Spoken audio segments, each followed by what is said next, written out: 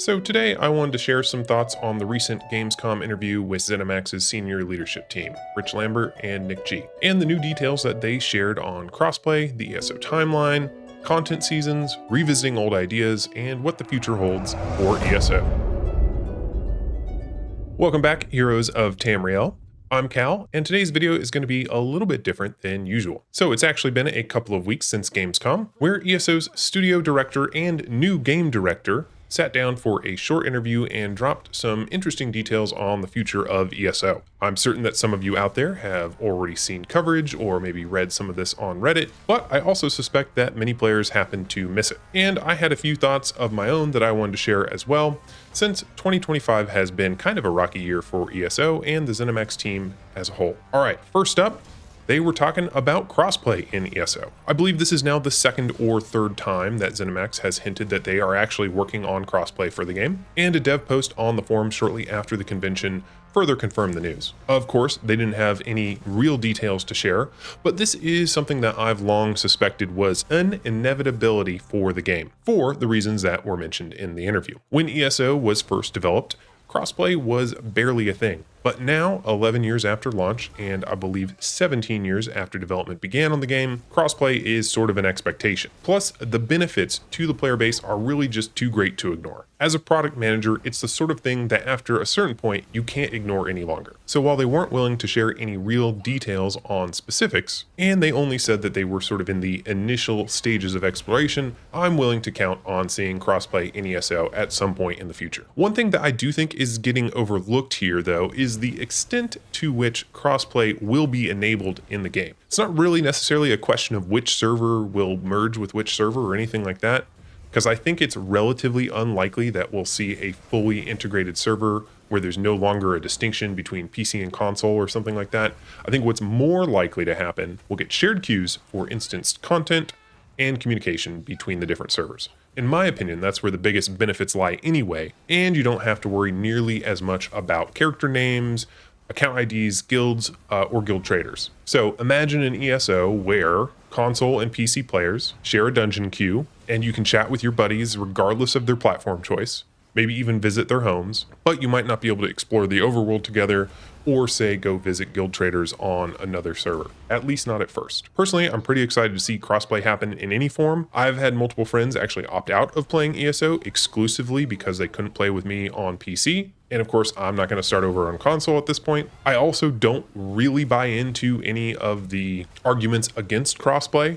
I think the two biggest concerns that I've seen in the past when it comes to this topic were related to add-ons and the in-game economy, but they recently added add-on support on console, and then of course last year they wiped out about 3/4 of the market cap on PC. So the in-game economy is at least not a concern to ZeniMax. They actually touched on this at the Guild Summit earlier this year and talked about how this was actually their intention. They wanted to make rarer items more accessible to players throughout the game, and the performance benefits that they were able to derive from cutting the listing time in half were too great to ignore. But the point still stands. On the PCNA server, premium items like attunable crafting stations are only worth about a quarter as much as they were literally 18 months ago. I also think that merging the economies would be a far smaller issue than some players make it out to be. I don't think most players would even notice because they're just not that engaged in the in-game economy. But again, I don't actually see them merging the economies like that right away anyway. There wouldn't be enough guild traders to go around, and they'd have to deal with a bunch of extra headaches for little benefit. The real benefit comes from sharing queues for instance content and enabling that communication between players. Next, they talked a little bit about the ESO timeline, which I thought was really interesting. So prior to Solstice and Seasons of the Worm Cult, all content in ESO took place at roughly the same time.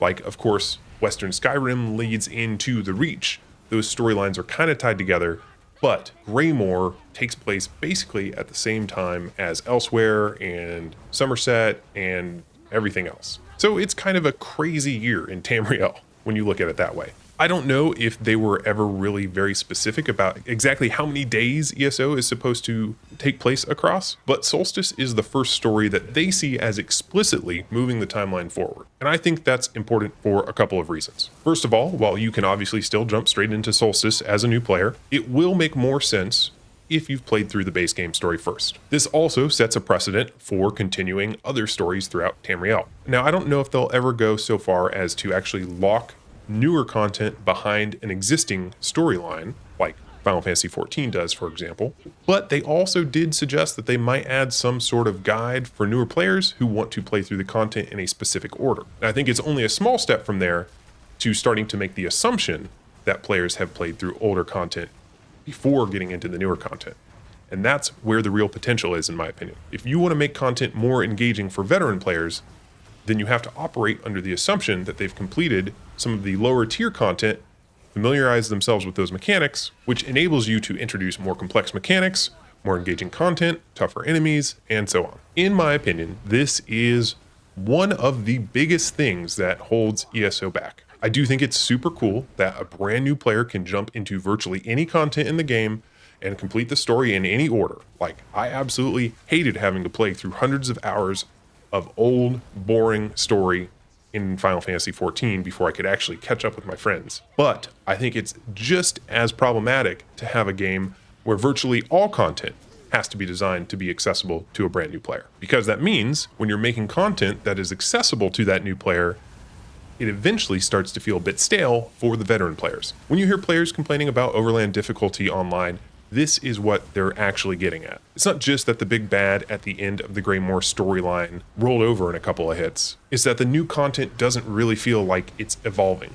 Combat in the West Weald, for example, is really no more complex than Orsinium or even some of the base game zones. And if you've optimized your build, most of it becomes somewhat trivial. I see this change to start moving the timeline forward as a step towards a game that allows itself to introduce more challenging and engaging content that caters just a little bit more to a veteran player base.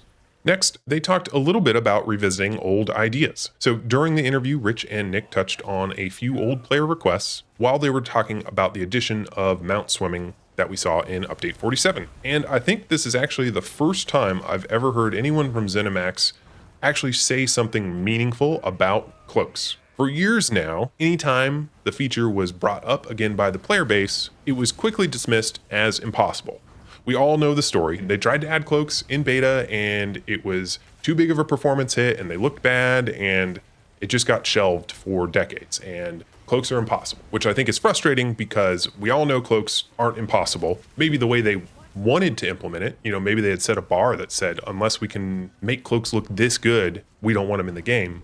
But every armor motif is covered with tassels and flaps that are basically just little cloaks. It's absolutely possible. I'm glad that finally there's an acknowledgement here that with modern technology, this could change. And it kind of feels like a big deal to me that they're willing to go back and revisit some of these long outstanding requests that even just a year or two ago were kind of off the table. I know that some of you out there probably don't care about cosmetics that much, but I can assure you this is a hot topic for many players like me. And I personally think it would be awesome to have another avenue for character customization. I don't just want cloaks though. I want all manner of back pieces.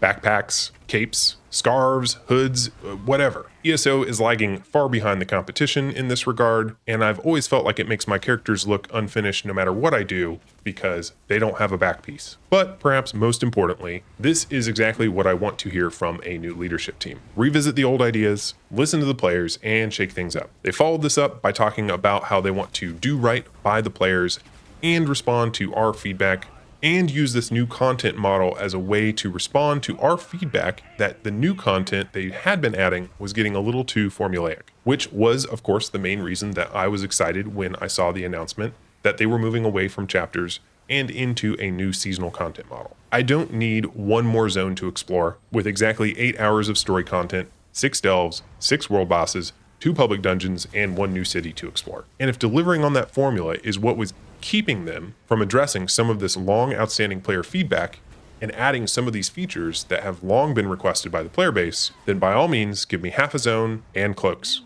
So finally, I wanted to wrap up this video with just a bit of speculation about the future of ESO.